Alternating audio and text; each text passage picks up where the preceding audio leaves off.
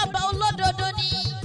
Happy birthday màámi Alájà Yétúndé Adésínà Àníkẹ́ Adé Yétí màmá tèmi.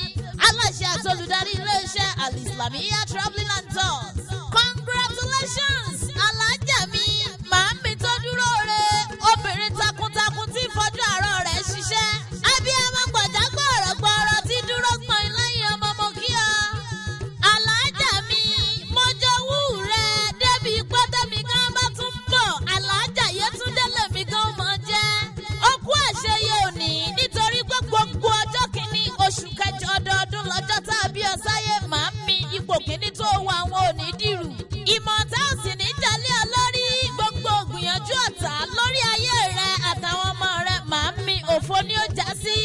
Ìlẹ́jàre Àníkẹ́ àtẹ̀mí Adùnbárìn Mátòṣì. Ó pè mí ọlọ́dún èdè ọlọ́lọ́ ájì láìpẹ́ mo lálàájà kò mọ̀ tí ìṣòwò ńlẹ̀. Ó ní kò sí ń tọ́lá ń wọlé ṣe. Ó ní ṣe ni kò kílèmù ẹ̀. Alájà mo ti fi gbogbo ara mo fi kílèmù ẹ̀ mo sì tún fọwọ́ rẹ̀ bọ́jú ọ̀jàre. Adékọ́lá ń ti ṣe tán tó fẹ́ lò ó fún mi nù èmi gan sì ti gbáradì. Ìlẹ́jàre owó màmá Màlíkì Àkànní. Ọmọ wọn nìbàdàn nílé Olúyọ̀lé. Ìlú Ògúnmọ́lá ọwọ́ kẹ̀mbẹ̀rẹ̀ bí ìjà. Ìlú Ìbíkúnlé àṣeyẹ òwú bí Ẹlẹ́dùmarè. Ọmọ tẹ̀fún ìjà karanfi karanfọ́rin mu.